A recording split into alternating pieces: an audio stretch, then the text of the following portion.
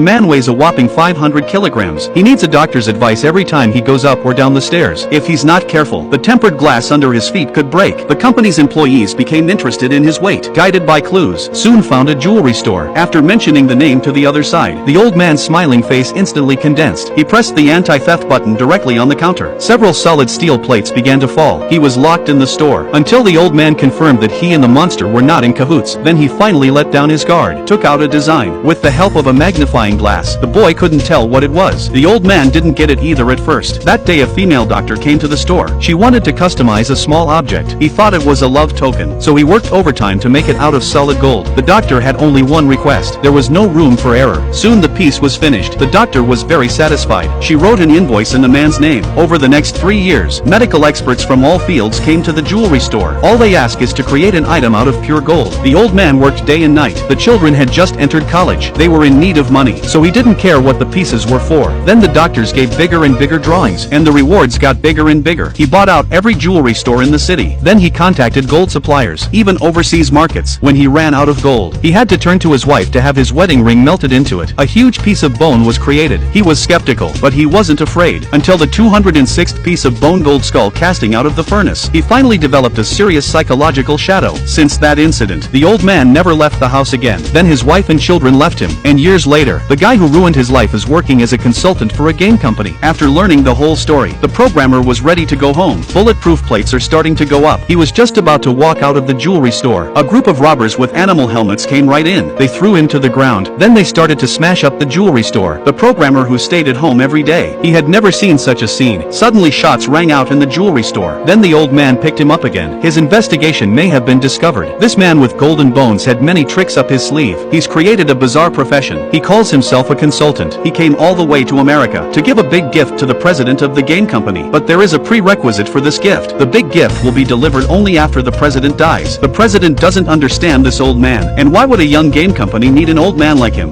But the consultant came prepared. After investigating, he knew that the company's financial chain had broken. 4 months later, the employees will not be paid, and the company will go bankrupt. This gaming genius overrewards his employees, and insisted on original games. He's a good boss, but he's not fit to run a company. Soon the investors will kick him out, and replace him with someone more suitable. The consultant also knows that this young man stood on the balcony of his house 3 days ago and tried to jump with tears in his eyes. Why didn't he jump?